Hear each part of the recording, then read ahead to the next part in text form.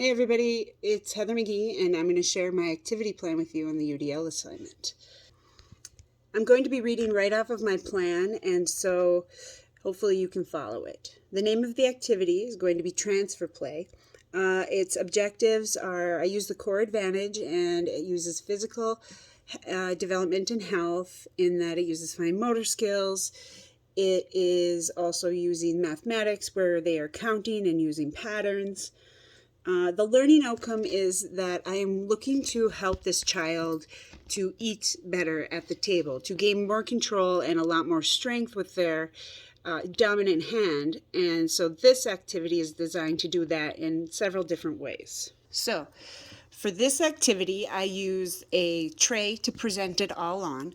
I have tweezers, a spoon, colorful gems, a dish, a paint tray, and this container here filled with these specifically is meant to twist open to work those fine motor skills as well, and strengthening because it's often difficult for a child to unscrew the lid of a jar. So the description is simply the child will open the container with their hands, and then they work on their accuracy pouring skills by pouring them into the bowl.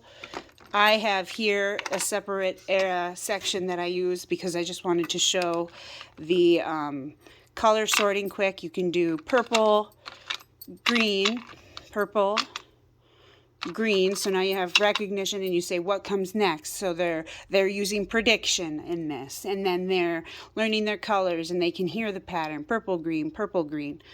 And then they're using their hands, and this right here, I mean, imagine this is a pencil, to where they're like this. They can hold it like this.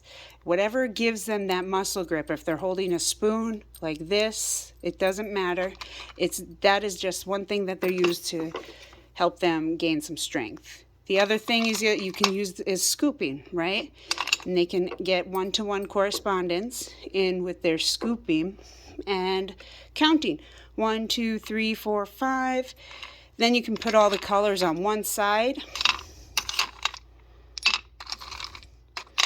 And then you can count how many of each color there is.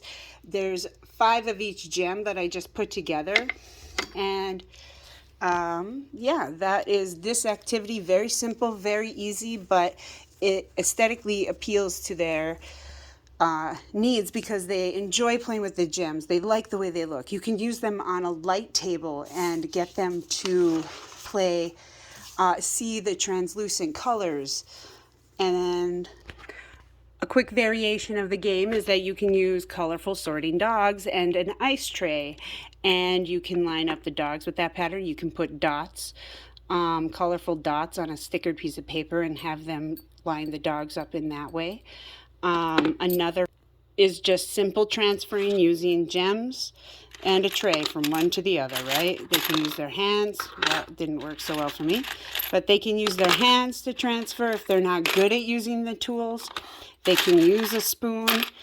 Either way, it's going from one container to the other. You can count how many. You can categorize how many big flowers, how many little flowers, how many colors of green do we have. You can graph.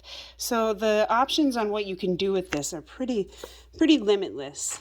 And you can change the items into pom-poms, so you have different textures. You have soft textures, hard textures. You can use natural items from outside. Overall, the activity is used to help any child. I design my activities to work with every child of every age. So even if they're special needs and they might be behind a little bit developmentally, these are simple games that everybody can use and everybody enjoys because it's just satisfying all around.